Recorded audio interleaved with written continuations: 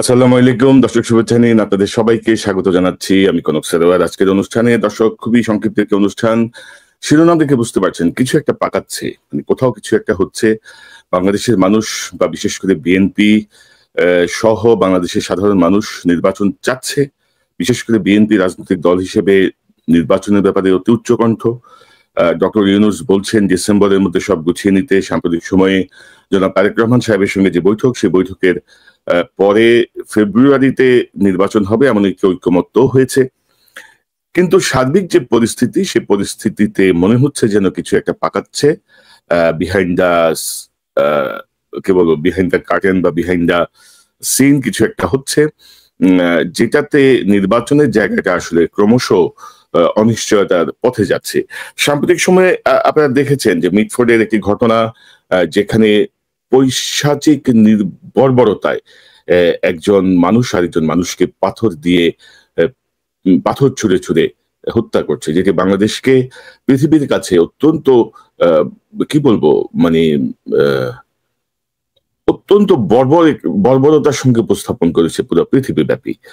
তো এটি নিয়েও আমি দেখলাম যে ধরেন গত জুলাইতে মানুষ যেখানে মানুষের অধিকারের জন্য রাস্তায় নেমেছিল, মানুষের নিরাপত্তার জন্য রাস্তায় নেমেছিল, মত প্রকাশের অধিকারের জন্য রাস্তায় নেমেছিল, সেই জায়গাটায় আমরা গত কয়েক মাস ধরেই দেখছি যে বিএনপি, জামাত, এনসিপি, মূলত এই তিনটা দল ল্যাং মারামারি করছে। অর্থাৎ বিএনপিকে নিয়ে কিছু বললে, বিশেষ করে আমরা যারা কথা বলার চেষ্টা করি, বিএনপিকে নিয়ে কিছু বললে, বিএনপির কোনো সমালোচনা করলে দেখা যাচ্ছে যে বিএনপির ভাইরা খুব নাখোশ হয়ে যাচ্ছে। তারা আমার 14 গোষ্ঠী উদ্ধার করতেছে এসে। আবার এনসিপির বিপক্ষে বললে এনসিপি উদ্ধার করতেছে, জামাতের ব্যাপারে কিছু বললে জামাত উদ্ধার করতেছে। অর্থাৎ একটা ল্যাং মারামারি, আমি ক্ষমতায় যাব, ও ক্ষমতায় যাবে।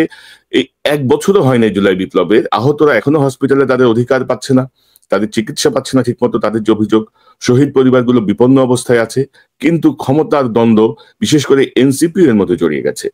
বাংলাদেশের যে রাজনৈতিক দলগুলো, আওয়ামী লীগ, বিএনপি, জামাত, সবাই তো চাঁদাবাজির সঙ্গে যুক্ত। কে চাঁদাবাজির বাইরে? এই যে সদ্য এই ডিম ফুটে বের হওয়া এনসিপি, তারা নিজেরাই তো চাঁদাবাজি শুরু করছে। এরকম বহু অভিযোগ, প্রামাণ্য দলিল আমাদের হাতেও আছে, এবং অনেক কিছু গণমাধ্যমে এসেছে। তো মিটফোর্ডের ঘটনাটা নিয়ে আমাদের যেটা মনে হচ্ছিল, আমার গতকালকে মনে হচ্ছিল যে সামথিং ইজ কুকিং, মানে কিছু একটা হচ্ছে। কারণ ধরেন যে প্রথমত ঘটনাটা ঘটেছে 2 দিন আগে, 2 দিন পরে সোশ্যাল মিডিয়ায় এর ভিডিও আসার পরে এটি নিয়ে হইচই শুরু হয়। তো ঢাকা শহরে মিটফোর্ডের মতো একটা জায়গায় এইরকম একটা ঘটনা ঘটলো, সেটি কেন 2 দিন গণমাধ্যমে আসলো না? কেন সবাই এটাকে ব্ল্যাক আউট করলো? কার নির্দেশে ব্ল্যাক আউট করলো? এই ঘটনাটি যেখানে ঘটছে সেখানে কিন্তু মিটফোর্ড হসপিটালের আনসার ক্যাম্প আছে, আনসারদের কাছে অস্ত্র আছে, আনসারের কমান্ডার আছে। কেউ যদি 2টা ফাঁকা গুলিও করতো, এই এত বিভৎস ঘটনা তো ঘটতে পারতো না। আশেপাশে সাধারণ মানুষরা কোথায় ছিল? সেনাবাহিনী কত দূরে ছিল? পুলিশ কত দূরে ছিল? এবং আমি বেশ কিছু ফুটেজ দেখছিলাম যে এই ঘটনাটার সূত্রপাত হয় যেই সোহাগ, যে ছেলেটি মারা গেছে, সেই ভেতরে, যে ভাঙারি দোকানের ভেতরে তার প্রতিপক্ষকে প্রচন্ড চেয়ার দিয়ে প্রচন্ড আঘাত করে, সেখান থেকে মারামারি শুরু। অর্থাৎ এটা কিন্তু ধরেন যে হুট করে রাস্তায় পেয়ে মেরে দিলে এমন কোনো ঘটনা নয়। সেখানে ধরেন মিটফোর্ড এলাকায় এনএসআই বলেন, ডিজিএফআই বলেন, এসবি বলেন, ডিবি বলেন, প্রত্যেকের যে পরিমাণ কি বলবো ইনফর্মার থাকে, যে পরিমাণ আন্ডার কাভার থাকে, সেখানে এই ঘটনাটি অত্যন্ত পরিকল্পিতভাবে ঘটানো হয়েছে।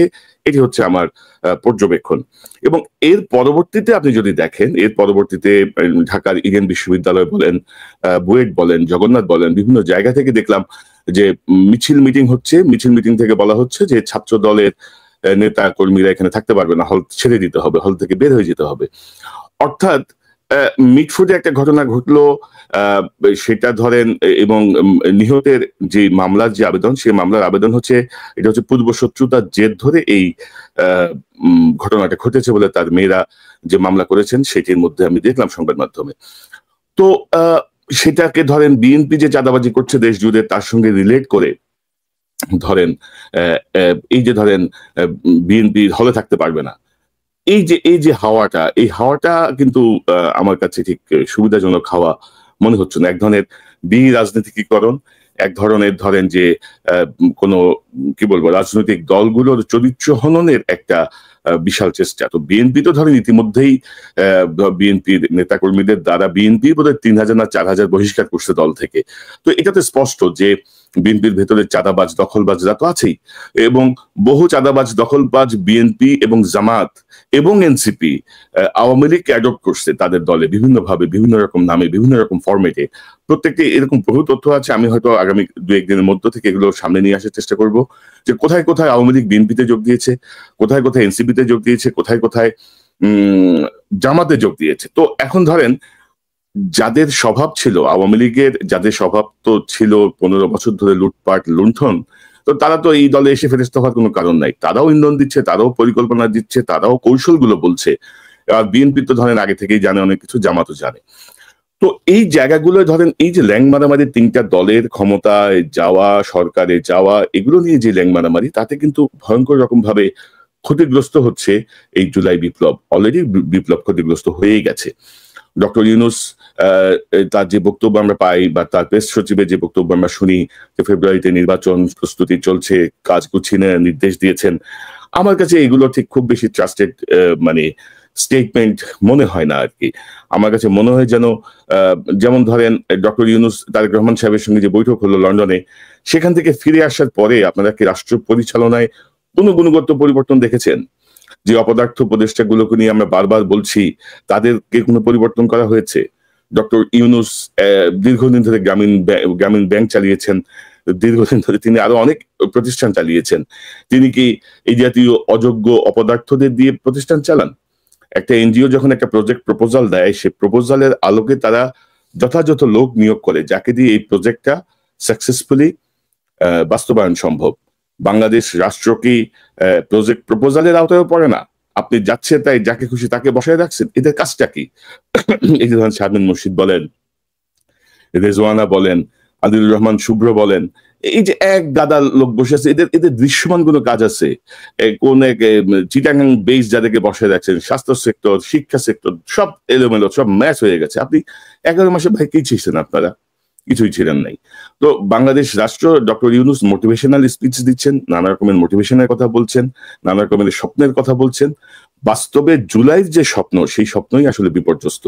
এবং তিনি কঠোরতার সঙ্গে, যেটা আমরা বারবার বলছিলাম, যে সেনাবাহিনী থেকে অন্তত 25 জন, প্রশাসন থেকে অন্তত 25 জন, আর পুলিশের অধিকাংশ পালাইছে, বাকি যেগুলো আছে সেগুলোও বিভিন্ন জায়গায় পোস্টেড, যারা সরাসরি গুম খুন হত্যাকাণ্ডের সঙ্গে যুক্ত, তারাও আইন শৃঙ্খলা পরিস্থিতি খারাপ করার জন্য মানে প্রচন্ড রকম ভাবে কাজ করছে। এবং আপনারা যাদের গোয়েন্দা সংস্থার কৌশল সম্পর্কে মানে ধারণা নাই, তারা ধারণাও করতে পারবেন না যে মানে কত সুনিপুণ পরিকল্পনায় তারা আগায়, কত সুনিপুণ পরিকল্পনায় তারা দুজনের মধ্যে বিরোধ সৃষ্টি করে, একটা গ্যাঞ্জাম সৃষ্টি করে। এবং এসব ঘটনা একমাত্র সৃষ্টি করা হয় তখন যখন এখানে অন্য কোনো উদ্দেশ্য থাকে। আপনারা এরশাদ রেজিমের আগের পরিস্থিতিটা যদি দেখেন, আপনারা 1/11 এর আগের পরিস্থিতিগুলো যদি দেখেন, তাহলে দেখবেন যে কিভাবে একটি পরিস্থিতিকে ভয়ঙ্কর ভাবে ট্রিট করা হয়েছে। যেমন ধরেন 28 অক্টোবরের লগি বৈঠা একটা বড় এক্সাম্পল। এরশাদের আমলের বেশ কিছু ঘটনা আছে, অমুক রাজনৈতিক নেতার বাসায় অমুক সন্ত্রাসীকে পাওয়া গেছে, অমুক হয়েছে, তমুক হয়েছে, দেশ ধ্বংস হয়ে যাচ্ছে। এবং গতকাল মিটফোর্ডের ঘটনাটা নিয়ে যে রিয়েকশন গুলো এসেছে, সেই রিয়েকশন গুলো যদি আপনারা খুব ঠান্ডা মাথায় বিশ্লেষণ করেন, তাহলে আপনারা বুঝতে পারবেন যে এখানে কোন দিকে যাচ্ছে। সো ডক্টর ইউনূসের কাছ থেকে আমরা যেই পরিবর্তনটা আশা করেছিলাম, অন্তত তারেক রহমান সাহেবের সঙ্গে বৈঠকের পরে, এখন ধরেন ভাই এনসিপি জামাত বলে লাফালাফি করে লাভ নাই, কারণ বিএনপির এখন পর্যন্ত যে জনসমর্থন, বা বিএনপির যে সর্ববৃহৎ রাজনৈতিক দল বা রাষ্ট্র পরিচালনার যে অভিজ্ঞতা, সেখান থেকে বিএনপি হচ্ছে ধরে নেওয়া যাচ্ছে, সবাই বলছে যেটি, জনগণ যদি ভোট দেয়, ভোট দিতে পারে, হয়তো বিএনপি ক্ষমতায় আসবে, হয়তো বিএনপি ক্ষমতায় আসবে। এখন উপদেষ্টা পরিষদের মধ্যে আপনি যদি দেখেন যে উপদেষ্টা পরিষদের মধ্যে বিএনপির সাথে দূরত্বগুলো যে কারণগুলো, বা আমাদের যে অনুসন্ধান, উপদেষ্টা পরিষদের মধ্যে কেউ কেউ চায় যে বিএনপি 151টা আসন যেন না পায়, যেন সেখানে একটা কোয়ালিশন সরকার হয়, যেন বিএনপিকে চাপে রাখা যায়। এই যে আপনি দেখছেন যে ওই যে সংখ্যানুপাতিক যে পদ্ধতি আমদানি করা হয়েছে, সেটি ভারতের পদ্ধতি। এই পদ্ধতিতে নেপালে প্রতি 3 মাস পর পর সরকার পরিবর্তন হয়। আর বাংলাদেশের মতো দেশে এটার কি অবস্থা হবে তা আপনারা বুঝতেই পারছেন। এত লোভী মানুষ চারিদিকে, যে মানে 1 লাখ টাকা দিলে, 50 লাখ টাকা দিলেই দেখবেন সরকারের কাছ থেকে সমর্থন প্রত্যাহার করে নেবে, আবার নতুন সরকার শপথ নেবে। তো এই যে এই সংখ্যানুপাতিক পদ্ধতিটা কে ঢোকালো? ধরেন জামাত এনসিপির মাথায় কোত্থেকে আসলো? এটা তো ইন্ডিয়ান পলিসি এবং আনস্টেবল একটা গভর্নমেন্ট ক্রিয়েট করার একটা পদ্ধতি।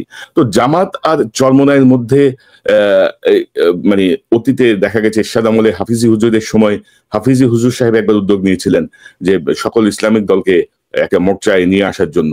তখন কেউ রাজি হয়নি, কারণ প্রত্যেকের ইমান আকিদা বিষয়ক অনেক প্রশ্ন ছিল। তো হঠাৎ করে ইমান আকিদার জায়গায় সবাই এক হয়ে গেলেন, কারণটা কি?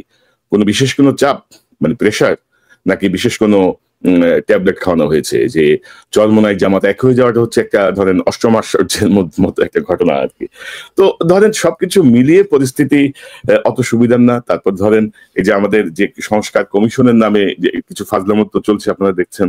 তো ধরেন আমাদের সংবিধান সংস্কার কমিটির যেদিন আপনার ঘোষণা করলো যে বাংলাদেশের ধরেন বাংলাদেশের গণপ্রজাতন্ত্রী বাংলাদেশের তারা প্রস্তাবনায় প্রজাতন্ত্রের জায়গায় গণপ্রজাতন্ত্রী বাদ দিয়ে নাগরিকতন্ত্র প্রতিস্থাপনের প্রস্তাব করেছে। তারপরে জনগণতন্ত্রী বাংলাদেশ শব্দগুলি প্রতিস্থাপনের কথা বলছে। অর্থাৎ এই এতটুকু, অর্থাৎ সারসংক্ষেপ এতটা দেখার পরেই মানে আমার কাছে স্পষ্ট যে আলী রিয়াজ গং একটা ফাইজলামি করতেছে আর কি, ফাইজলামি করতে বসছে এখানে। 11 মাসেও সংবিধান সংস্কার নিয়ে তারা মিটিং করে যাচ্ছে নানা রকমের। ওইটার মধ্যেও আপনি দেখবেন যে নানা রকমের খেলা চলতেছে। এই কদিন আগে দেখলাম খুব সম্ভবত ডক্টর ইউনূসের সাথে একটা বৈঠকের কথা। ধরেন এক টেম্পো লোক হবে না, এইসব লোকজন যে সামনের সারিতে বসে যায় সবাই। বিএনপির মহাসচিব সহ 3-4 জন যখন গেলেন তখন দেখা গেল তাদেরকে যে রাজনৈতিক সৌজন্য, যে একটা সিনিয়র নেতারা আসছেন একটা প্রধানতম রাজনৈতিক দলের, তাদেরকে ধরেন জায়গা দিচ্ছে না। পরে আরেক উপদেষ্টার হস্তক্ষেপে ডক্টর ইউনূস আসার আগেই অবশ্যই আরেকটি সোফা এনে তাদের সামনে দেয়া হয়েছে, সেখানে তারা বসেছেন। প্রধানতম রাজনৈতিক দলের যে যেমন বিএনপি সালাউদ্দিন সাহেব বললেন যে বিএনপিকে ডাকা হচ্ছে 5 নম্বরে তাদের মতামত দেওয়ার জন্য। তো এগুলো কিন্তু সব কৌশলে এক ধরনের পরিস্থিতি তৈরি করার চেষ্টা চলছে। ল অ্যান্ড অর্ডারের কথা যদি বলেন, ধরেন বিএনপি চাঁদাবাজি করেছে এবং এখনো করছে, এই ব্যাপারে কোনো সন্দেহ নেই, এবং কোনো চাঁদাবাজকের পক্ষে বা কোনো দলকে ডিফেন্ড করার কোনো রকমের উদ্দেশ্য আমার নাই, কোনো রকমের ইচ্ছাও আমার নাই, এবং ইনশাআল্লাহ এটা আমি করবো না। তো আপনারা বিএনপি যতই গালাগালি করুক, এনসিপি যতই গালাগালি করুক, জামাত যতই গালাগালি করুক, কাউকে ছাড় দেবে না। তবে একটা কথা বলি, আমি ইদানিং কমেন্টসে খুব বাজে কমেন্টস দেখি, বিশেষ করে আমার মৃত বাবা মাকে জড়িয়ে অনেকে অনেক রকমের বাজে কমেন্টস করছেন আমাকে। ভাই, আমার লেখা সমালোচনা করেন, আমার আব্বা আম্মা আল্লাহর হেফাজতে চলে গেছে আরো 14 বছর আগে, তাদেরকে কেন টেনে আনেন? এবং এর মধ্যে কিছু কিছু ব্যক্তিকে আমি চিহ্নিত করছি, যাদের আইপি অ্যাড্রেস চিহ্নিত করছি, তাদেরকে আমি দিনের বেলায় আকাশে তারা দেখাবো ইনশাল্লাহ। কারণ আমার কথা তোমার পছন্দ না হইতে পারে, তুমি আমার মৃত বাবা মাকে কেন, শুধু আমি না, সোশ্যাল মিডিয়া ধরেন এটা একটা নর্মাল ট্রেন্ড দেখতেছি। এক শিক্ষিত ছেলে পেলে ইউনিভার্সিটিতে পড়ে, কেউ করে কি হুজুর দাঁড়িয়েও আছে, টুপিও পড়ে, তারাও যে কমেন্টস করছে, আমি বিস্মিত হয়ে যাই। কি এগুলা কি গোয়েন্দা সংস্থার নমিনেটেড? এগুলা কি ফেক অ্যাকাউন্ট? কারণ আপনারা অনেকেই হয়তো জানেন না যে ডিজিএফআই তাদের প্রাইভেট কন্ট্রাক্টর নামে 7,000 লোককে পোষে, এবং তারা কিন্তু সরকারি বেতন স্কেলের মতো বেতন পায়, এবং এদের কাজ হচ্ছে তাদের পক্ষে ন্যারেটিভ ক্রিয়েট করা, তাদের পক্ষে কমেন্টস করা, এবং এই কমেন্টস এর জন্য আবার তারা এক্সট্রা অ্যামাউন্ট পায়। ওই 7,000 লোকের তালিকার কিছু আমার হাতে আসছে, যেগুলো আমি হয়তো পাবলিক করে দিব, কারণ এদের মুখোশ উন্মোচন করা খুব জরুরি।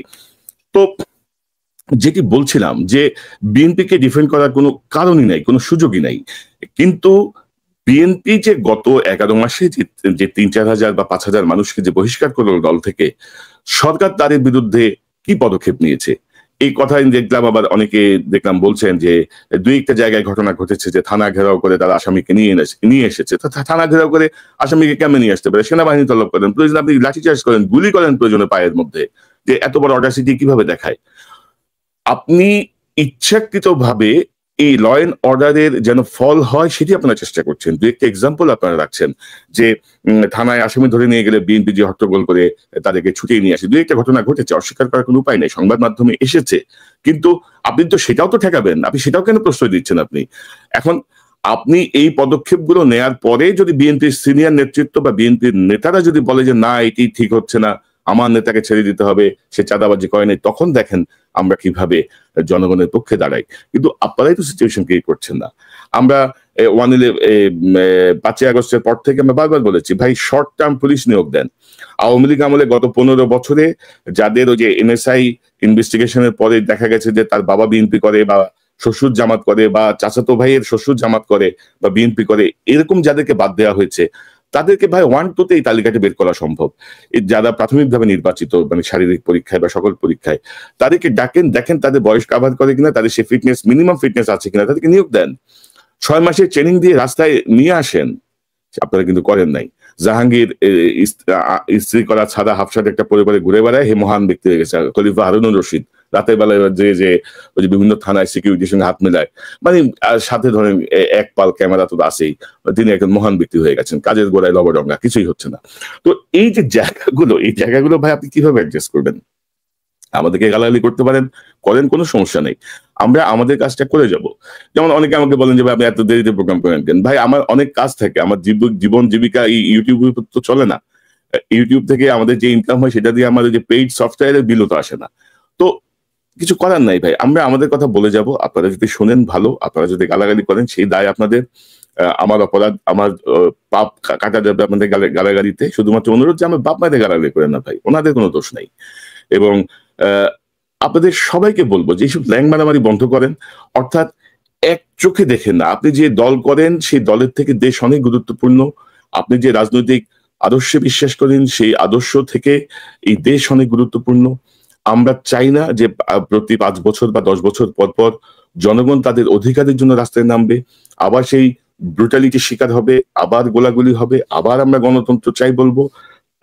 ভেরি আনফর্চুনেটলি ডক্টর ইউনূস, তার প্রতি আমাদের যে শ্রদ্ধা এবং ভালোবাসা ছিল, আমি বলবো যে তিনি তার মিসইউজ করেছেন এ পর্যন্ত, তিনি কাউকেই সরান নাই। আর এই না সরানোর দায়, এই চুপ্পুকে রাখার দায়, এই ওয়াকারকে রাখার দায়, এই সেনাবাহিনীর কমপক্ষে 25 জন, সচিবালয়ে কমপক্ষে 25 জনকে রেখে পোষণ করে, এবং পুলিশ বাহিনীর মধ্যে এখনো যাদেরকে পুষে রাখা হয়েছে তারাই কিন্তু সর্বনাশ করে দেবে। এবং এটাতে সুযোগ খুঁজছে আওয়ামী লীগ, মাথা চাড়া দিচ্ছে আওয়ামী লীগ। আপনাকে মনে হয় আপনারা দেখেন নাই যে অটোমোবাইলের আন্দোলনের ভেতরে আওয়ামী লীগ, আনসারের ভেতরে আওয়ামী লীগ, ইসকনের ভেতরে আওয়ামী লীগ, কিভাবে তারা সঙ্গে সঙ্গে ভোল পাল্টে আনস্টেবিলিটি ক্রিয়েট করার জন্য ভেতরে ঢুকে যাচ্ছে। আপনাদের প্রধান 3টা দলের মধ্যে যে অনৈক্য, সেই অনৈক্য কিন্তু আওয়ামী লীগকে আরো শক্তিশালী করবে। মনে রাখবেন, আওয়ামী লীগ অনেকটা মিলিটেন্ট গ্রুপের মতো একটা গ্রুপ, এবং তাদের আছে অফুরন্ত টাকা। সো আপনাদের মধ্যে যদি অনৈক্য দেখা দেয়, আপনারা যদি জুলাই বিপ্লবের 1 বছর পূর্তির আগেই যদি ল্যাং মারামারি শুরু করেন, আপনারা যদি এই পরিস্থিতির দিকে যান, তাহলে কিন্তু সিচুয়েশন ভয়াবহ দিকে ধারণ করবে। এবং আমি তো মনে করি যে কিছু একটা যে পাকাচ্ছে সেটি হয়তো আপনারা কিছু সময়ের মধ্যেই হয়তো আরো স্পষ্ট হবে। ডক্টর ইউনূস যদি কোনো কঠোর পদক্ষেপে না যান, প্রধানতম রাজনৈতিক দল বিএনপি, জামাত এবং এনসিপির মধ্যে যদি কোনো ঐক্য না হয়, বা তারা যদি একটি কাতারে এসে যদি না দাঁড়াতে পারেন, তাহলে আমার ধারণা যে আমাদেরকে আরো অনেক দুর্ভোগ পোহাতে হবে। এবং হুঙ্কার দিয়ে লাভ নাই যে ছাত্র জনতা রাজপথে আসে, এসব কথা বলে লাভ নাই। সেই ইমোশন, সেই আবেগ আর ফিরে আসবে না। কারণ গত 11 মাসের যে মূল্যায়ন, বিএনপির মূল্যায়ন বলেন, এনসিপির মূল্যায়ন বলেন, জামাতের মূল্যায়ন বলেন, কোনো মূল্যায়নই আসলে আপ টু দা মার্ক না। জনগণ সবার উপরই ফেড আপ। তো সেই জায়গাটা আমার মনে হয় যে এখনো যদি সময় আছে, নিজেদের ভুল শুধরে একটা ঐক্যের মধ্যে আসা উচিত, দেশের পক্ষে, দেশের স্বার্থে। না হলে যেগুলো এখনো রান্না হচ্ছে, যেগুলো পাকাচ্ছে, সেগুলো কিন্তু খাবারের প্লেটে চলে আসবে। অনেকে কিন্তু সে প্রস্তুতি নিয়ে রাখছে। তো দর্শক, এই চ্যানেলটি সাবস্ক্রাইব করে আমাদের পাশে থাকুন, এই চ্যানেলের মেম্বারশিপ নিয়ে আমাদের পাশে থাকুন। আবারও দেখা হবে ইনশাল্লাহ। আসসালামু আলাইকুম। আমি জাস্ট বর্তমান রাজনৈতিক প্রেক্ষাপটে বাংলাদেশের যে সিচুয়েশন, এটা নিয়ে যে আমার চিন্তা ভাবনা, এটা আমার একান্ত ব্যক্তিগত চিন্তা ভাবনা আমার সাথে শেয়ার করবো। কেউ যদি চান জিনিসটা শুনবেন। অ্যাকচুয়ালি আপনাদের সবার মতোই আমি খুব আশাহত এই কারণে যে কেউই অ্যাকচুয়ালি ঠিক পথে নাই।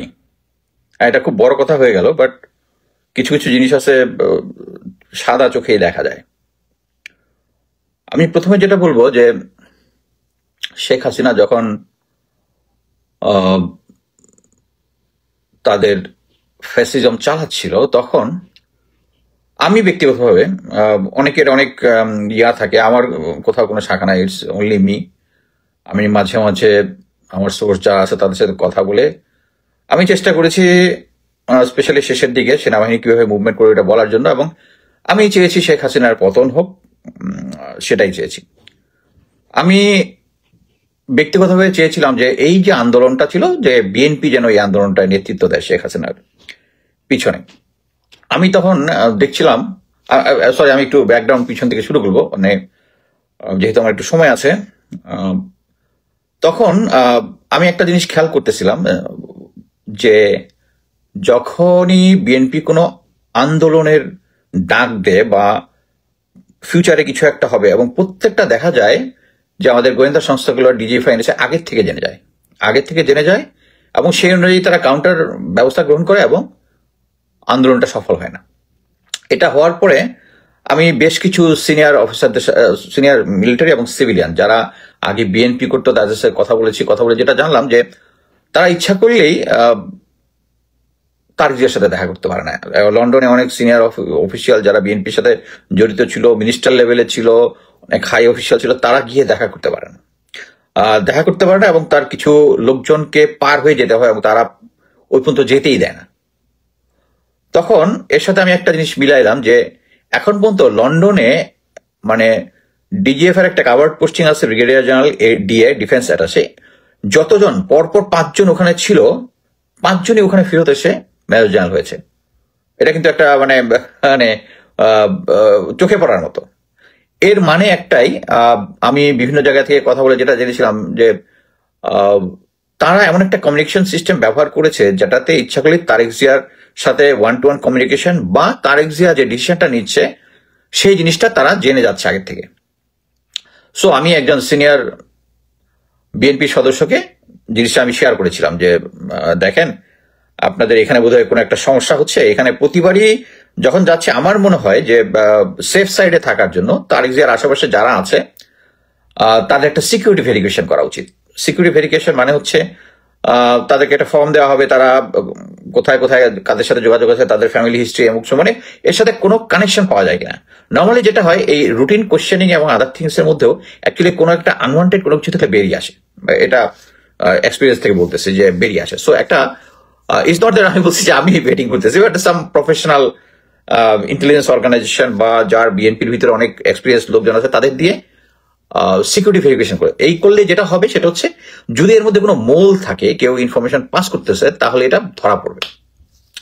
হ্যাঁ, উনি তারেক জিয়ার সাথে আমি যেটা ফিডব্যাক পেয়েছি তার সাথে কথা বলেছেন। আই এম রিয়েলি সরি এটার জন্য কি অফেন্ডেড ফিল করেন, কারণ বর্তমান পরিস্থিতিতে এই জিনিসটা আমাকে বলতে হবে ইয়া করার জন্য, সেটা হচ্ছে লোকজনকে ভালোভাবে বোঝার জন্য। তারেক জিয়া বলছে যে না এরকম তো হওয়ার কথা না, এরকম এখানে যারা আছে সবাই বিশ্বস্ত। ওকে, নর্মালি একজন মানে আমি বলতেছি যার অভিজ্ঞতা, আমি তারেক জিয়াকে বলবো যে তার অভিজ্ঞতা কম, অভিজ্ঞ একজন লোক প্রথমেই বুঝবে যে আমার অর্গানাইজেশনটাকে আমাকে ডিফেন্ড করতে হবে। সো এই সন্দেহটা যখন আসছে তখন let's have a security verification. আমি সবার কনফিডেন্ট যে কারো এগেনস্ট হবে না, কিন্তু এই সিকিউরিটি ভেটিংটাই হইতে দেয় নাই। এর আগে আমি আরেকটা জিনিস বলেছিলাম, সেটা হচ্ছে ওইটা নিয়েছিল, এটা মশিউর রহমান মামুন, যেটাকে নাগরিক টিভি নাজমুল সাকি ইন্টারভিউ নিয়ে একটা বিশাল হিরো ভিকটিম অফ অ্যাকচুয়ালি তাকে পাঠানো হয়েছিল তারেক জিয়ার কাছে যাওয়ার জন্য, এইটা তারা মেনে নিয়েছিল। আমি বলতে চাচ্ছি যে গত 16 বছর 17 বছর ফ্যাসিস্ট সময়ে বিএনপিকে একবার নির্বাচনের নিচে, একবার নির্বাচনের বাইরে রাখছে, একবার মোট কথা হচ্ছে আওয়ামী ইন্ডিয়ান তারা যেভাবে অ্যাডভাইস করেছে সেভাবেই তাদের প্রতিবার ট্র্যাপে পড়েছে। হ্যাঁ, এখানে বলতে পারেন বিএনপির এখানে কি দোষ, তারা ডিসিশন এটা নিলেও হইতো, এটা নিলেও হইতো, বাট মোদ্দা কথা হচ্ছে এই গত 16 বছরে এবং পরবর্তী আরো 1 বছর 17 বছরে যতগুলো ডিসিশন বিএনপি নিয়েছে অল আর রং। এটা রেসপন্সিবিলিটি তারেক জিয়াকে নিতে হবে। অল আর রং, ফুল স্টপ, অল আর রং। তারা প্রথমেই জেনারেল ওয়াকারকে রাখার জন্য মত দিয়েছে, চুপ্পুকে রাখার জন্য মত দিয়েছে, এটা আপনারা সবাই জানেন। এখন এই যে মত দিয়ে তাদেরকে রেখে দিয়ে এখন আপনারা মারাটা খাচ্ছেন, এই যে বর্তমান সিচুয়েশনটা হচ্ছে বিএনপিকে মারাটা খাচ্ছে। এখন আপনি বলতে পারেন হ্যাঁ তারা তো চাচ্ছে আওয়ামী লীগের ইয়াতে বিএনপিকে আনার জন্য, অফকোর্স বিএনপিকে আনার জন্য, ইয়ারাও চাচ্ছে বিএনপি আনার জন্য, বিএনপি আওয়ামী লীগ বিএনপি লোকজনের সাথে কথা বললে বুঝবেন বিএনপি আছে, কিন্তু স্ট্রং বিএনপি না, দুর্বল দুর্বল, যেটা ধাক্কা দিলে পড়ে যাবে। এবং ধাক্কা দিলে পড়ে যাবে তখন আওয়ামী লীগ যেরকম ভারতকে সবকিছু দিয়ে টিকে থাকার চেষ্টা করছে, তখন যেন বিএনপি যেহেতু স্ট্রং বিএনপি না, সেই জিয়াউর রহমান প্রেসিডেন্ট জিয়াউর রহমানের আমলের সেই স্ট্রং বিএনপি তো না, থাকবে এটা দুর্বল এবং দুর্বল থাকবে। এবং দুর্বল যদি না হয়, দুর্বল যদি মানে দুর্বল হইল, তখন তার অল্টারনেটিভ কি? জেনারেল ওয়াকার।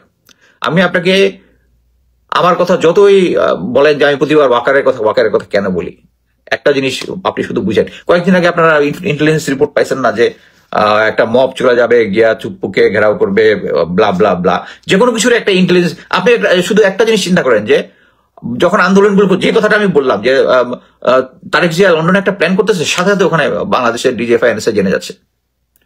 So efficient. আপনি আরেকটা জিনিস মনে করেন, আপনার মনে আছে যখন একটা গাছের দূর থেকে একজন একটা ভিডিও করেছিল, শেখ হাসিনা পালিয়ে যাচ্ছে গাছের, এটা এই ভিডিও ফুটেজটা ইউজ হয়, এটা কে করেছিল ভিডিও ইয়াটা? এটা এয়ারফোর্সের একজন অফিসার, আমি এই মুহূর্তে নামটা মনে নেই, এটা পেপার পত্রিকা আসছে, নাথিং কমপ্লিকেটেড। যে অফিসারটা it was recruited by র, ওর পক্ষে কাজ করতেছিল এবং হি ওয়াজ কট। আপনি একটা জিনিস দেখেন যে ওই এলাকায় কিন্তু যেখান থেকে সে করতেছিল ওইটা একটা জঙ্গল এলাকা, আমি চিনি জায়গাটা, কারণ ওই এলাকাটাই আমরা যখন 16 ডিসেম্বর প্যারাজাম্প করতাম ওই দিকে থাকি। ওই দূর থেকে ওই জায়গাতে একজন ছিল, এটা ডিজিএফআই বের করে ফেলছিল তখনই, কুইক টাইম। আচ্ছা, তারা এত এফিশিয়েন্ট। সো এই কয়েকদিন আগে যে পাথর মেরে যে লোকটাকে মারলো, একজন দাঁড়ায় দাঁড়ায় পুরা ভিডিও করলো। আপনি একটা জিনিস খেয়াল করেন, নর্মাল সিচুয়েশন, এরকম একটা ঘৃণ্য সিচুয়েশন হচ্ছে, একজনকে মানে লাঠি দিয়ে বা পাথর দিয়ে মারা হচ্ছে, সাধারণ জনগণ কি করবে? বলতে পালায় চলে যাবে, তাই না? সাধারণ জনগণ পালায় চলে যাবে। এটা কিন্তু ওই সিচুয়েশন না, একজন দাঁড়ায় দাঁড়ায় পুরোটা ভিডিও করছে, এবং যে পজিশন থেকে ভিডিও করছে, যারা মারতেছিল পাথর তাদের এটা বুঝার কথা, কারণ আপনি খেয়াল করে দেখেন যে যে ভিডিও করতেছে ওর ওদিক থেকে হেঁটে আসতেছে, এসে গিয়ে পাথর মারতেছে। If I am not wrong, আপনি ভিডিওটা আবার দেখেন যে যেখান থেকে ভিডিও করতেছে ওখান থেকে গিয়ে পাথরটা মারতেছে। বাট এটা ইটস এ প্লেলেট, এবং আমরা ইচ্ছা করি কি 2 দিন ধরে জিনিসটা পাইনি। এই প্লেলেটটা কেন হয়েছে? এট দ্য সেম টাইম খুলনার একটা ইনসিডেন্ট হয়েছে, এটা নিয়ে আমি যেহেতু এটা নিয়ে লেখালেখি করছি, অনেকে আবার বলছে যে খুলনায় রক কাটার নেওয়া নিয়ে কেন কিছু বললাম না। দেয়ার আর সিচুয়েশন, আমি সবসময় সব ইয়ার মধ্যে থাকি না, যে জিনিসটা ইনফরমেশনটা সবার আগে আসে ওইটার উপরে রেসপন্স করি ফার্স্ট। বাট জিনিসটা হচ্ছে এখানে জিনিসটা বুঝতে হবে যে ডিজিএফআই এনএসআই এত স্ট্রং, তারা ওখানে কেউ ছিল না, কেউ দেখে না ওই এয়ারফোর্সের অফিসারকে ভিডিও করতে, ওখানে বের করে ফেলছে। আর এখানে একজন ভিডিও করতেছে, ভিডিওর ওদিক থেকে হেঁটে গিয়ে লোকজন করতেছে, ইটস এ প্লেলেট। এবং এইটাই হচ্ছে ওই বিএনপিকে যে প্রতিবার ঘোল খাওয়ায়, এইবারের ঘোলটা হচ্ছে চুপ্পু এবং ওয়াকারকে রেখে দিবা, তোমরা পরবর্তীতে ক্ষমতায় আসবা, আমরা তোমাদেরকে সাপোর্ট দিব। এই ঘোলটা এখন খায়, এখন বিএনপিকে মারা দিচ্ছে, সরি ফর দ্য ল্যাঙ্গুয়েজ, এখন বিএনপিকে দিচ্ছে। আমরা তাকায় দেখতেছি। আমরা সবাই জানি যে বর্তমান প্রেজেন্ট সিচুয়েশনকে স্ট্রং ভাবে ধরতে হলে বিএনপিকে লাগবে। সেই বিএনপি দুর্বল হইলে কার সুবিধা? ইন্ডিয়া সুবিধা। আপনি বলতে পারেন যে ওয়াকারের কথা আমি কেন বারবার জেনারেল ওয়াকারের কথা কেন বলতেছি? হি অলরেডি, শোনেন, আমি যে ইউনিটে চাকরি করেছি, আর্মি সিকিউরিটি ইউনিট, এএসইউ, এটার হলো কঠিন বড় কিছু না। একটা ক্যান্টনমেন্টে মানে ঢাকা ছাড়া বাকি সব জায়গায় 30-35-এর বেশি লোকজন ওখানে থাকে না। আমি যখন ছিলাম, এখন হয়তো বাড়তে পারে। সেই স্ট্রেন্থটাকে এখন তারা বাড়িয়ে 5,000, মানে এএসইউর কমান্ড্যান্ট আমরা যখন চাকরি করছি তখন ছিল একজন ফুল কর্নেল। এখন আমি যখন চাকরিতে বেরো আসি তখন ছিল ব্রিগেডিয়ার জেনারেল। এখন এটাকে মেজর জেনারেল করে 5,000 স্ট্রেংথ করার প্ল্যান করতেছে। মানে হচ্ছে সেনাবাহিনী যখন থাকবে ফুল কন্ট্রোলে, এই জিনিসটার গোয়েন্দা সংস্থাটাকে মানে আরো কলেবরে বৃদ্ধি করা হচ্ছে। হ্যাঁ, this is a positive thing, কলেবরে বৃদ্ধি করা উচিত, কিন্তু where it is headed by general Walker and his generals, this is very clear. তারা জিনিসটা হচ্ছে, তাদের ইচ্ছে হচ্ছে দেশটার মধ্যে একটা গন্ডগোল পাকানো, এবং দুইটা অল্টারনেটিভ, একটা হচ্ছে দুর্বল বিএনপি আসবে নির্বাচনে, নেক্সট নির্বাচন হইলে, এবং অ্যাকচুয়ালি আমি যেটা খবর পাইছি, professor Yunus actually fed up with this situation. এখন উনি চাচ্ছে দয়া করে ডিসেম্বরের মধ্যে নির্বাচন দিয়া বা মাফি চাই, তারপরে তোরা দেশ দিয়া যাচ্ছে তাই করিস, মানে ওনার যে সিচুয়েশন না। বাট এটাই চাচ্ছে আবার ইন্ডিয়া। এখন আপনি হিসাব মিলান, জেনারেল ওয়াকার চাচ্ছে এসইউটাকে একটা স্ট্রং অর্গানাইজেশন করবে, দেশের মধ্যে এনআরকি সিচুয়েশন থাকবে, এবং এনআরকি সিচুয়েশনে বিএনপি যখন পারবে না, অল্টারনেটিভ হচ্ছে আর্মি। সে আবার সেই সিচুয়েশন, এখানে আপনি বলতে পারেন যে না এখন আর্মি এটা সম্ভব না, বাট কথা হচ্ছে তারা অপশন গুলা সব ওপেন রাখছে। আমি এটা বারবার বলছি, তারা অপশন গুলা সব ওপেন রাখছে। দেখেন ওই যে আবার বলি, আবার বারবার না বললে তো আপনারা বুঝেন না জিনিসটা। 9 ডিভির জিওসি আছে, জেনারেল মঈন, ডিজি বিজিবি আছে, ঢাকার ব্রিগেড কমান্ডার গুলো আছে, সবগুলো তার কন্ট্রোলে আছে। এখনো যদি ক্রাইসিস হয়, এই যে এই ট্র্যাপটা বিএনপিতে পড়ছে, এবং জাহাঙ্গীর স্যার যিনি উনি খুব ভালো মানুষ, খুব ভালো কাজ করতেছেন, বাট স্ট্রং ম্যান না উনি। এই যে এই ধরনের সিচুয়েশন গুলো হ্যান্ডেল করার মতো তো উনি না, উনি হ্যান্ডেল করতে পারতেছেন না। সিম্পল। এর মেইন কারণ হচ্ছে জেনারেল ওয়াকার আর চুপ্পু, এবং এটাতে বিএনপি ওই সম্মতিটা দিছে, এবং এদেরকে চেঞ্জ করা যাবে না বুঝলা এখন নিজেরা মারাটা খাচ্ছে। এবং এই জিনিসটা যতদিন ওরা বুঝবে না, আমাদের এখন সমস্যাটা হচ্ছে এটা নিয়ে। তারপরেও কেন কথা বলি, আমি তো অনেক অ্যাডভাইস বিএনপি করে দিছে। আচ্ছা, আরেকটা কনস্পিরেসি হচ্ছে, সবারই ভালো মন্দ দুইটা দিকে থাকে, আমার ভালো দিক আছে, খারাপ দিকও আছে। পিনাকিদার ভালো দিক খারাপ যদি তারে নিয়ে যতই হিউমিলিয়েশন করেন তার পার্সোনাল লাইফ নিয়ে, উনি দেশ জাতি নিয়ে যেটা করতেছে একদম সহি অ্যানালাইসিসটা করতেছে। আমি এটা নিয়মিত ফলো করি, এবং এক পার্টি আবার চাচ্ছে আমার সাথে লাগাই দিতে।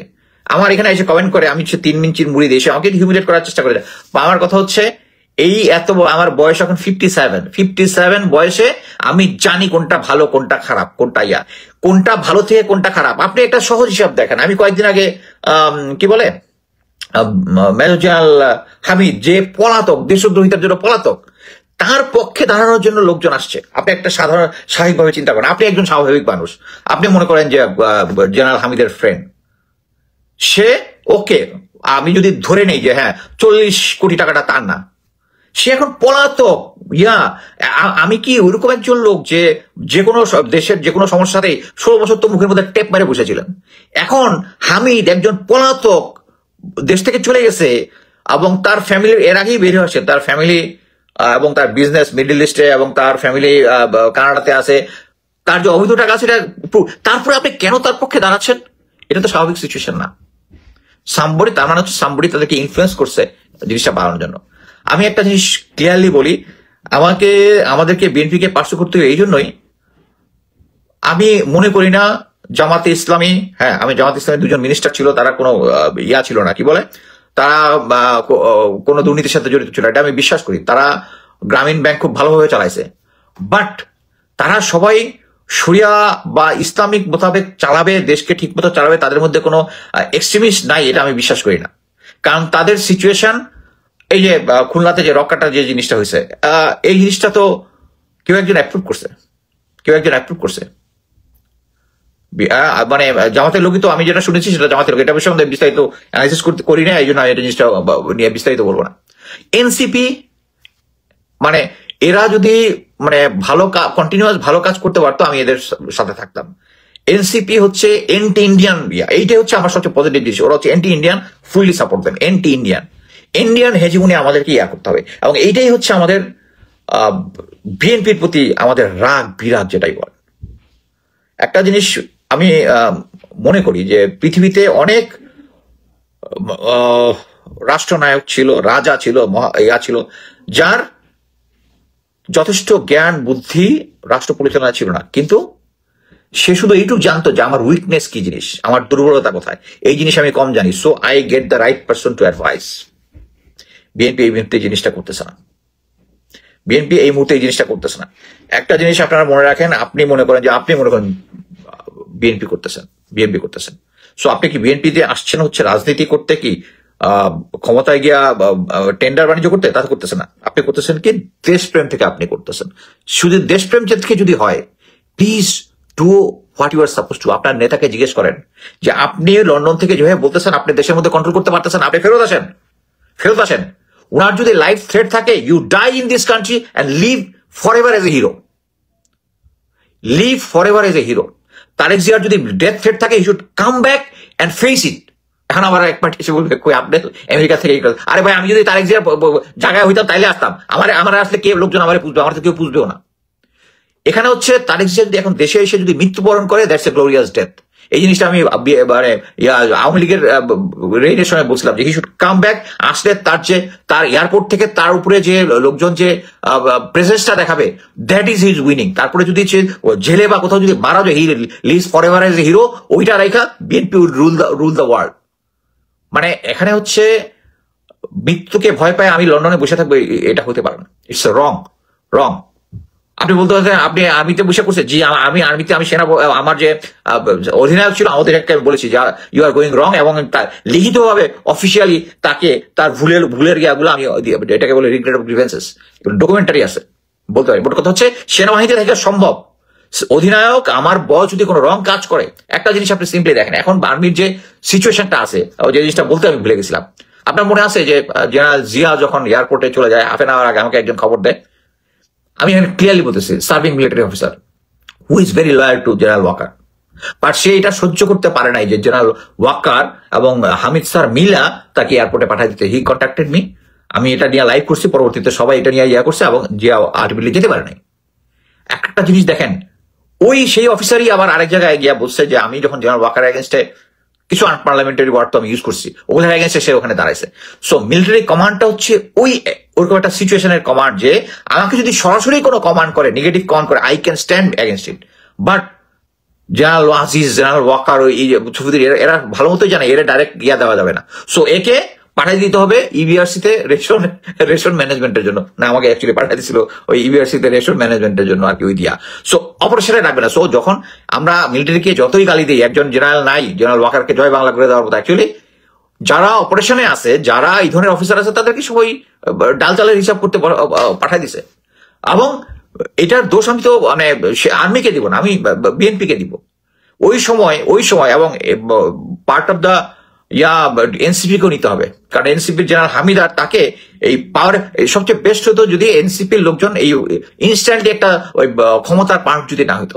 দে should have waited for at least one term. তারা ভালো মতোই জানে যে একটা 5 বছরের টার্মে প্রথমে এসেই তারা ক্ষমতায় যেতে পারবে না, এসে যেতে পারবে না। এটা যে কোনো একজন বাংলাদেশের আম জনতা যারা টি স্টলে বসে আড্ডা মারে, হাতি ঘোড়া মারে, তাদেরকে জিজ্ঞেস করলে বুঝতে পারবে যে প্রথম 5 বছর। সো 5 বছর তারা টাইম নিতে পারতো, তখন আস্তে আস্তে ইয়েটা করতো। তারা আইসে প্রথমে ক্ষমতার মধ্যে বসায় গিয়া এনসিপির মানে একটা সুনামটাকে নষ্ট করছে। সো এই মুহূর্তে আমি অনেক কথা বলে ফেলছি, এখন এটার কনক্লুশন কি হবে? কনক্লুশন আমি যেটা বুঝি যে আমাদেরকে বিএনপিকে লাইনে আনতে হবে। বিএনপি সবচেয়ে সর্ববৃহৎ দল, বিএনপিকে লাইনে আনতে হবে। কিন্তু বিএনপি যদি সঠিক পথে না আসে, দেশ একটা অরাজকতার মধ্যে যাবে। একটা স্ট্রং পার্লামেন্টের একটা স্ট্রং রাষ্ট্র গঠন করতে পারবে না। রাষ্ট্র গঠন করতে পারলে ইন্ডিয়া আমাদেরকে তখন পোক করার সুযোগ পাবে। সো আমি মনে করি এখন যেটা উচিত হচ্ছে, তারেক জিয়ার বোঝা উচিত যে জিনিসটা উনি বুঝেন না, ওইটার জন্য সঠিক অ্যাডভাইস নেওয়া।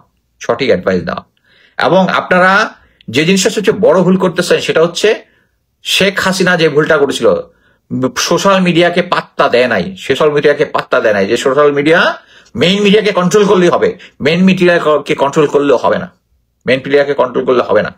এই যে 2 দিন ওই ভিডিওটা করে নাই, কিন্তু এটার ইম্প্যাক্ট কি কম হয়েছে সোশ্যাল মিডিয়াতে লোকজন এটা দেখে। মানে আওয়ামী লীগ সোশ্যাল মিডিয়ার আগে এবং সোশ্যাল মিডিয়ার পরের মধ্যে কোনো নির্বাচন তো হয় নাই। আমি গ্যারান্টি দিয়ে বলতে পারতেছি যে বিএনপি যে মনে করতেছিল যে আগে আওয়ামী লীগের 35% আর তাদের 35% মিলে একটা বিশাল landslide, it's not going to happen. But এটার ফাইনাল স্টেজ কি হবে দেখা যাবে, কোনো একদল সংখ্যাগরিষ্ঠতা পাবে না, এবং জামাত, এনসিপি এদের একটু ইয়াটা বাড়বে। বাট আমি যেটা মনে করি যে এখন তারা ইন্ডিয়া 2টা প্ল্যানে চলতেছে। একটা হচ্ছে বিএনপিকে দুর্বল করা, কি জন্য জানে বিএনপি আসলেও দুর্বল বিএনপি আসবে। আর একটা হচ্ছে যখন কোনো এসটি মডেল করতে হবে, আর্মি পাওয়ার নিলে শেষ। বাট আমি কনফার্ম যে জুনিয়র অফিসাররা জেনারেল ওয়াকারকে সাপোর্ট দিবে না। একটা জিনিস ভেরি ক্লিয়ার, এই যে হত্যাকাণ্ডের ঘটনাটা হয়েছে, যে ভিডিও করছে, গোয়েন্দা সংস্থা ডিজিএফআই, এনএসআই তারা ইচ্ছা করলে 1-to-1 যে ভিডিওটা করছে ওকে ধরলেই এটা কে কে এটার পিছনে আছে সবকিছু বের হয়ে যাবে। বের হয়ে গেলেই কিন্তু সরকারকে এটা নিয়ে অ্যাডভাইস দিলেই কিন্তু, দেখেন আমি এখানে বসে বসে অনেকের কাছ থেকে তথ্য নিয়ে একটা অ্যানালাইসিস করি। এটা যদি ডিজিএফআই এর হেডকোয়ার্টারে বসে বা এনএসআই এর হেডকোয়ার্টারে বসে সমস্ত ইনফরমেশন আসতেছে ইয়াটি হলো, ডিসিশনটা আরো বেটার হতো। তারা ইনে রাইট পজিশন টু বাট তারা যেটা করতেছে, তারা জেনারেল ওয়াকারের কথা অনুযায়ী ইন্ডিয়ান অ্যাডভাইজে কাজ চলতেছে, দেশটার মধ্যে একটা অরাজকতা সৃষ্টি করতেছে। এবং দেশটা অরাজকতা কেন সৃষ্টি করে, তাহলেই জেনারেল ওয়াকারকেও বিচারে আনতে পারবে না, এবং সেই 25 থেকে 30 জন জেনারেল যারা আছে গুম খুনের সাথে জড়িত তাদের আনতে পারবে না। এবং তাদেরকে এখন তো গুম কমিশন এবং এরা তো জাল গুটায় নিয়ে আসতেছে। আরেকটা সবচেয়ে ইম্পর্টেন্ট জিনিস, যেই আইজিপি বলছে যে রাজসাক্ষী হবে, that is the game over, that is the game over for Sheikh Hasina, for মানে টপ লিডারশিপ। এইটাই হচ্ছে সেই কাহিনী যে যেই দেখতেছে শেখ হাসিনা চলে যাচ্ছে, এই হচ্ছে তখন দেশটার মধ্যে একটা অরাজকতা এই টাইমের মধ্যে দিচ্ছে।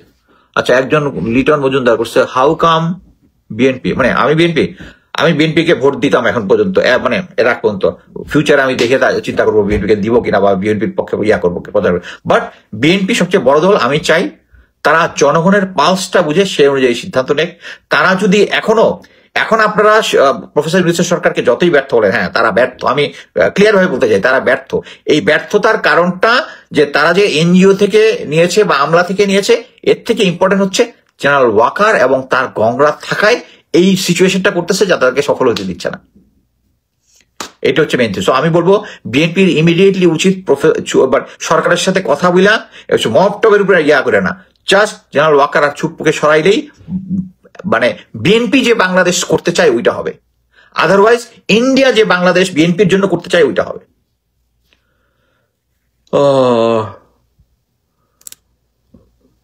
Thank you very much. আমার আর অ্যাকচুয়ালি কথা না, আপনার মধ্যে পরবর্তী যোগ্য প্রার্থী সেনাপ্রধান কি হইতে পারে এটা সরকার সিদ্ধান্ত নিবে। বাট মোট কথা হচ্ছে সেই জেনারেশন হতে ভালো মতো খোঁজখবর নিতে হবে। খোঁজখবর নেওয়ার জন্য অনেক টাইম লাগানোর কোনো কিছু নাই। যাদেরকে মনে করেন আমাকে যদি সরকার জিজ্ঞেস করে আমি উত্তর দিতে পারি, আমি পাবলিকলি এটা নিয়ে কোনো কথা বলবো না। ওকে, দেশ কিংবা দেশের বাইরে যেখান থেকে বসে ভিডিওটি দেখলেন সবাইকে অনেক ধন্যবাদ এবং ভালোবাসা জানাচ্ছি। কথা বললেন আমাদের সবার পরিচিত প্রিয় মুখ অত্যন্ত সাহসী সাংবাদিক ডক্টর কনক সরোয়ার। কথা বললেন আমাদের সবার পরিচিত প্রিয় মুখ অত্যন্ত সাহসী ব্যক্তিত্ব কর্নেল মোস্তাফিজুর রহমান। বাংলাদেশের হচ্ছে বর্তমান পরিস্থিতি, সেই পরিস্থিতি নিয়ে কথা বললেন, বর্তমান বাংলাদেশের অবস্থা নিয়ে কথা বললেন। আপনারা জানেন যে সোহাগ হত্যা, ব্যবসায়ী সোহাগকে নির্মমভাবে পাথর দিয়ে হত্যা করেছেন এবং কঠিন একটা পরিস্থিতির মধ্যে দিয়ে বাংলাদেশ যাচ্ছে। বিএনপির বিরুদ্ধে অলরেডি ছাত্র সমাজ থেকে শুরু করে অন্য দলগুলো উঠে পড়ে লেগেছে এবং বিএনপির যেই যে অপকর্ম, সে অপকর্ম তুলে ধরছে। যাই হোক প্রিয় দর্শক, আশা করি পুরো ভিডিওটি দেখেছেন। আমি আপডেট একটি নিউজ আমি দেখাচ্ছি। দেখেন, শেরপুর চাঁদাবাজির অভিযোগে যুবদল নেতাকে বহিষ্কার। আমি একটু বিস্তারিত জানাচ্ছি আপনাদের। চাঁদাবাজির অভিযোগে শেরপুর জেলা যুবদলের সহ সাংগঠনিক সম্পাদক ও পৌর যুবদলের যুগ্ম আহ্বায়ক মোহাম্মদ হোসেন আলীকে সংগঠন থেকে বহিষ্কার করা হয়েছে। আজ রবিবার কেন্দ্রীয় যুবদলের সভাপতি আব্দুল মোনায়েম মুন্না ও সাধারণ সম্পাদক নুরুল ইসলাম নয়ন স্বাক্ষরিক এক সংবাদ বিজ্ঞপ্তিতে এই তথ্য জানায়। বিজ্ঞপ্তিতে বলা হয়, দলীয় পরিচয় ব্যবহার করে বেআইনি কর্মকাণ্ডের সাথে জড়িত থাকায় অভিযোগ প্রাথমিক তদন্তে প্রমাণিত হওয়ায় হোসেন আলীকে বহিষ্কার করা হয়েছে। একই সাথে আইন শৃঙ্খলা রক্ষাকারী বাহিনীকে তার বিরুদ্ধে প্রয়োজনীয় ব্যবস্থা নেওয়ার আহ্বান জানিয়েছেন। প্রিয় দর্শক, জানেন যে বিএনপি বৃহৎ একটি রাজনৈতিক দল, প্রচুর পরিমাণে বরখাস্ত হয়েছে 5ই আগস্ট থেকে শুরু করে। আর শুধু বরখাস্ত করলেই হবে না, তাদের দল থেকে কঠিন ব্যবস্থা নিতে হবে এবং প্রশাসনকে সাহায্য করতে হবে, তাদেরকে যেন কঠিন একটি বিচার করা হয়। যাই হোক, সবাই ভালো থাকবেন, সুস্থ থাকবেন। ভিডিও শেষ করছি। আসসালামু আলাইকুম।